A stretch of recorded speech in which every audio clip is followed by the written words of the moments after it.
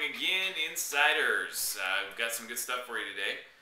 I hope it is as beautiful out where you are as where I am. It's springtime and sunshine. I absolutely love it. Well, let's talk. The first thing I want to talk about actually is kind of a combination of shout outs. There are several individuals that in the last couple weeks have kind of taken their strategy with us to a new level on their files, and so I want to mention them by name and then talk a little bit about what they're doing and how you as a real estate agent on your short sale files can take advantage of the expertise at Alliance Short Sales for each of your short sales as well. So Todd Sullivan with the Sullivan Group, Steve Freeman, the Magnuson Group, all three of those groups and individuals have in the last couple weeks taken the Alliance short sale strategy for their short sale files to a new level. So let's talk about it. At the point that your short sale file is complete, meaning when you first submit your file, and as you know, it is recommended that when you list or before you list, you have all of your paperwork over to us so that we're able to get the file open, payoffs, lien information, all the things that we need to set up your short sale file. Well, at the point that that goes from opening to a no offer status, there's going to be notes in the system from Sue. She's going to say, hey, we've got everything. When you get an offer, these are the items that we're going to need. So you've got a file that's complete and you don't have a buyer yet. That's the ideal time to set up an appointment to do a strategy on that file. And what we would do is get one of our negotiators on the phone with you, and we'll go through really quickly kind of the information on who are the different lien holders on this property. What is the short sale strategy that we're going to have? So get a phone call into the office and get that short sale strategy session set up. Now, what are we going to go over? Well, we're going to go over lender specifics. We're going to look at who's on title and what we know about those lenders so that you have a really good idea going into this file what that's going to mean. We're going to be able to isolate for you in that interaction what the best type of buyers are, and then come up with an overall plan of attack. So let's talk a little bit about the best type of buyers. There are some lenders who have what I would consider unreasonable demands for their payoff, especially if they're in a junior lien position. Real-time solutions, I'm going to use them as an example. They're a really, really small junior lien holder. We've seen them in a second lien position, we've seen them in third lien position, but they're very small. We don't see them very often, but they have, especially when they're in third lien position, a very unreasonable demand for what they're willing to settle for to release their lien so that the short sale can move forward. Those files with that lender in a junior lien position may not work well with a conventional borrower that's buying the property, especially if someone doesn't have very much down and they don't have any sort of cash that they can contribute to the transaction. Because they ask for such a large amount, we often have to structure the payments toward the second mortgage in such a way that we can follow what the guidelines of the first mortgage are, as well as get the second mortgage what they're demanding to do the release. So I'm not going to go into all the details because it's confusing if it's not on a specific one of your file, but the point is that an FHA buyer is probably not going to be the best buyer for a file that has real-time solutions as a junior lien holder.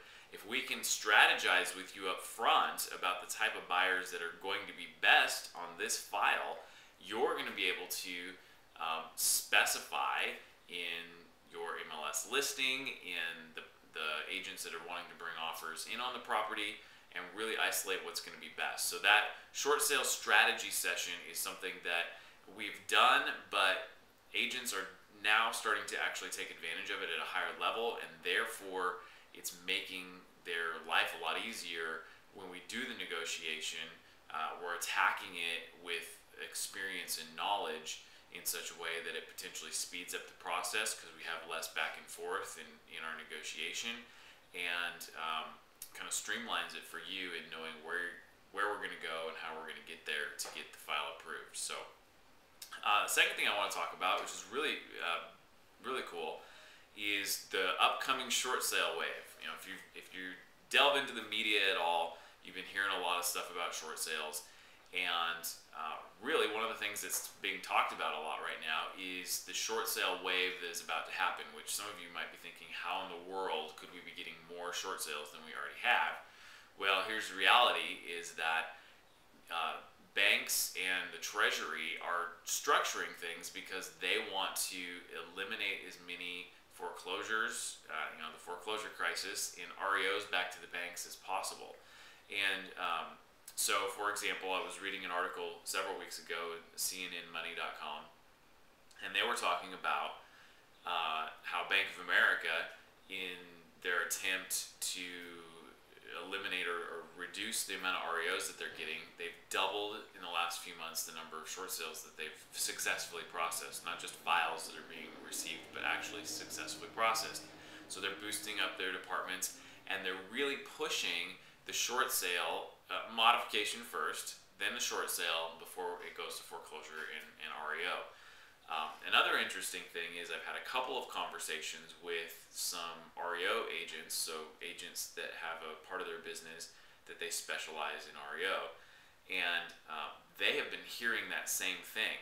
Actually, I was on the phone just the other day with Todd Sullivan, who many of you know because he's a BPO agent that we did an interview with a month or so ago, and he was actually at an REO convention talking about how there's a big push at these REO conventions for these REO agents to go out and get short sales, because right now there's kind of this holdup in loan modification where banks are trying not to let them go REO, and so because of that holdup, the REOs are kind of drying up a little bit, if you will. So they're saying go out and get short sales. Short sale is where it is right now. That's where the business is at. That's where the money's at. Don't wait around for things to get to REO because they may never get there, especially with directives like HOFA and things that there's a whole lot of pressure for banks to try and resolve something ahead of time. So, and actually that same week that I was talking to Todd, I was talking with a new agent of ours